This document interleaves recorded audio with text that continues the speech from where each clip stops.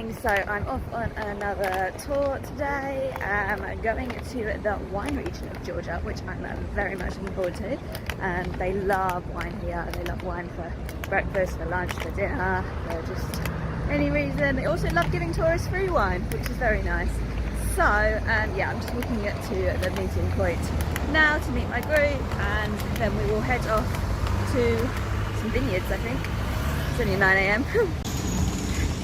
I'm just walking up Wine Hill. They literally love wine here so much.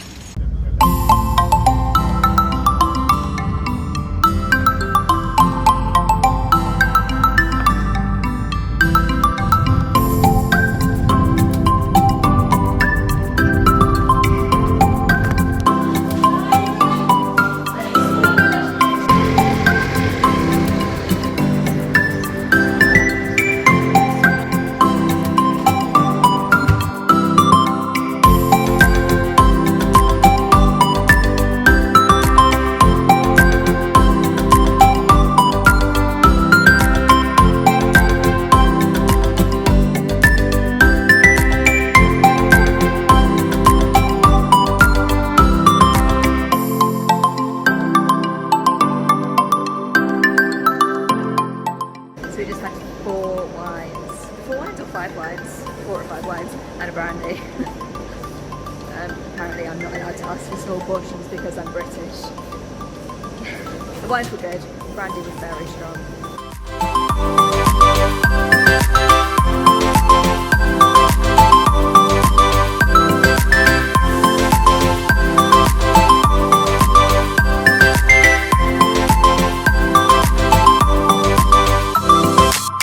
Who doesn't love being pretty tipsy at 10 AM?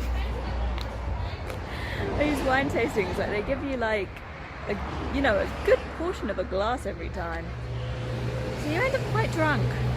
And obviously, being British, you can't say no to free alcohol. Like, who would do that? So yeah, I think we're getting some bread next, which will probably be a good idea. I bought a tiny bottle of wine just because I kind of wanted something. I don't know, probably because I'm drunk. I was like, yeah, more wine, let's get it. Anyway, gonna get back on the bus now. Maybe try and sober up a little bit, have some bread.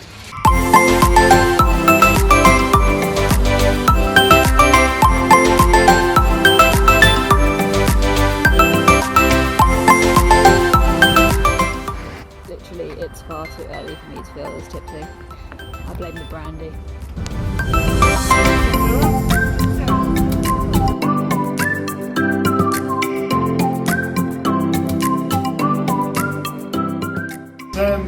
Then will make some grape juicy, and they put inside it juicy, and you can make chocolate like this. You have to leave it for some weeks then to be,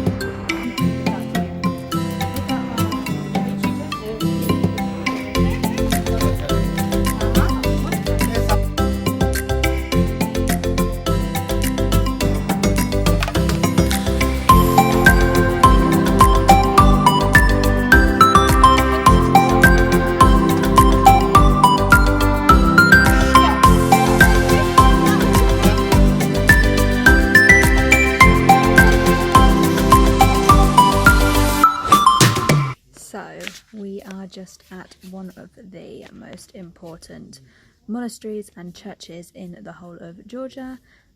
This is where the mother of Christianity in Georgia died and is now buried. Apparently they tried to move her body after she died, but they couldn't move it, so she's now buried here. There are two chapels. One is very new, opened like a few months ago, and one is a lot older.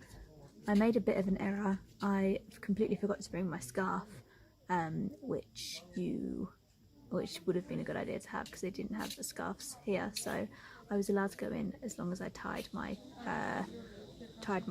jacket around my legs, but I felt a bit bad because my head wasn't covered, and I think it's best to, like, do as they ask. Well, I did as they asked, but I think it's best to you know, try and do what the locals do, but it couldn't really be helped, and they said I could go in, you know, just with my jacket tied around my legs. But that's a good thing to remember when you're doing day trips outside of Tbilisi, is to remember to bring a headscarf.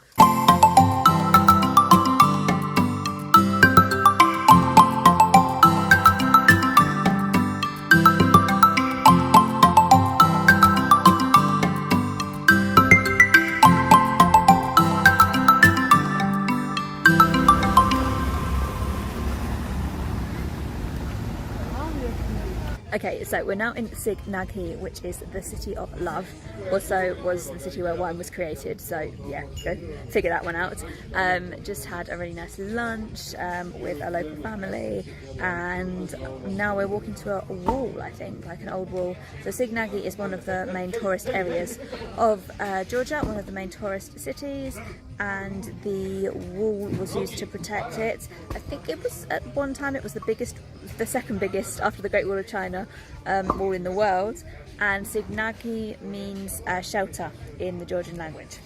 So go and check that out now.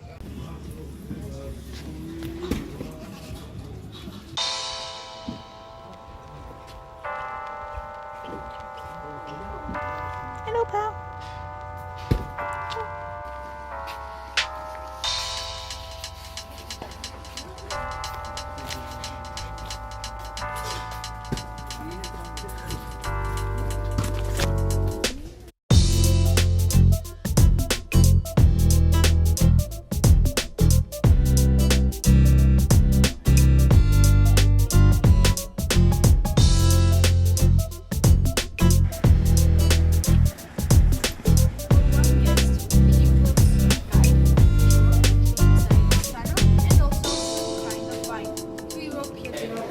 So we drove for like an hour, and now we're going for a walk in the wine cave with blankets because it's really cold.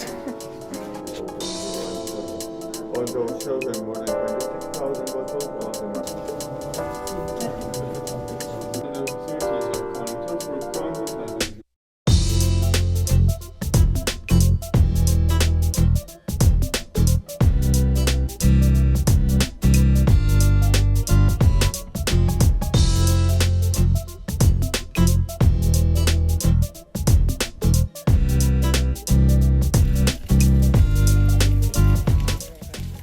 So cave tour complete.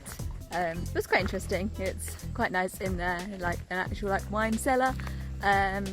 We could have done a wine tasting, but it was actually quite expensive for like for Georgian prices at least. It was like 12 to 15 lari for like trying 2 wines, which is about £3 or £4, but just for, you know, samples. So we as a group decided not to do it. But anyway, now we're just having a little walk around, and then we get back in the car, and there's one more place to visit, I think, on this trip. 1 or 2 more places, and then drive back to Tbilisi.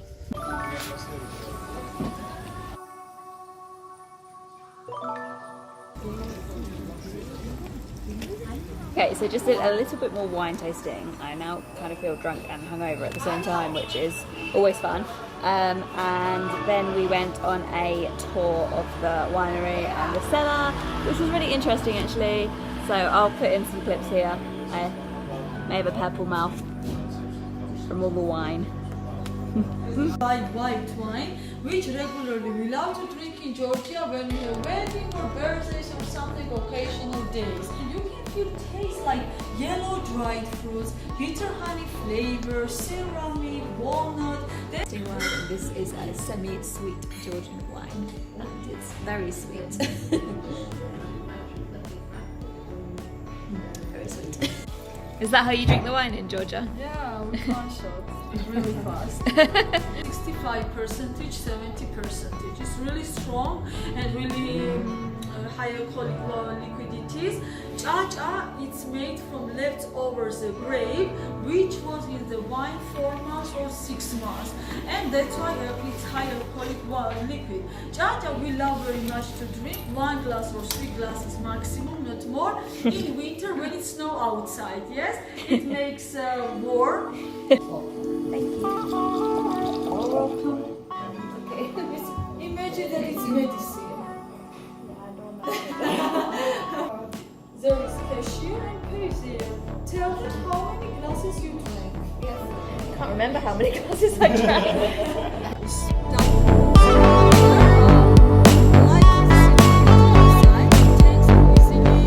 Sorry for my less energy. Too much cha-cha.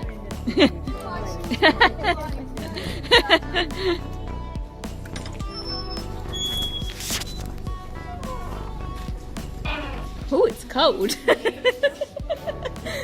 is refrigerator. Foam. Ooh. Foam, which keeps temperature in the tank. Okay, this refrigerator, such like this refrigerator, in Georgia was created in 1930 years, and from that period we started to make semi-sweet wine. Before in Georgia only dry wine was producing here. Nowadays we make semi-sweet wine first time in this tank, where easily we can control every process, sugar content, alcohol content, the temperature and so on. When per liter, natural sugar will be from 30 grams to 50 grams. This wine we call semi-sweet wine. When per liter, natural sugar will be 10 grams or 15 grams. That's why we call semi-dry wine. For the gram, we have clay pot, and here we make wine.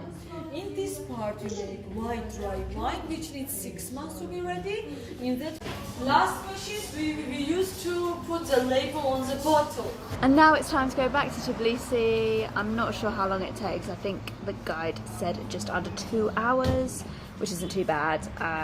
A lot less than my Kazbegi day trip, which I did the other day.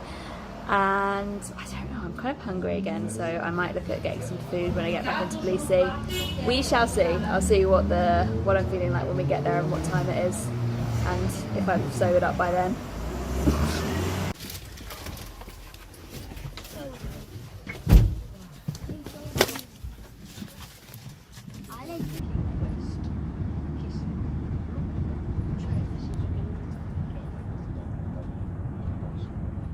Hi. Okay, so it's 11:30 at night. I got home. I say home. Everywhere is my home. The world is my home. No, I got back to my hostel, and literally like 5 seconds after I got back, the hostel owner like knocked at the door and he was like, Claire, and opened it, and he just like gave me this glass of wine, and then he was like, we're at the wine bar if you want to come. So I was like, okay, cool, I'll come to the wine bar. So I came to the wine bar, had a chat with my hostel owner for a bit, and yeah, now I am like drunk again for like the 3rd time today. So yeah, now I'm gonna go to bed, and that was my day. It was a good day. I enjoyed that day trip. It was a good length, and it wasn't too much time sitting in the car, which was good. So yeah, I would recommend that day trip, definitely, because I think it's quite difficult to like solo travel around the vineyards and stuff, unless like, I don't really even know how you do it. You'd have to get like a private taxi and then just like drink on your own, which is like, you know, not very fun. So I would recommend that actually, definitely for solo travelers. I'll put the link to the tour in the description box below, so you can check it out. And yeah, that is my conclusion. It was a good tour. I enjoyed it. I drank a lot of wine, so be prepared to drink a lot of wine. Also, the best bread I've ever eaten in my life. I'm going to try and go to sleep now because I really want to get up and like see the rest of Tbilisi in the morning. Why are my eyes so red? Oh, I look like a demon. Anyway, bedtime for me now. Thank you for watching. If you've enjoyed this video, please give it a like. That's very helpful for me. And give it a subscribe if you want to see more of my videos travelling from Bali to London with no flights. Thank you. See you next time.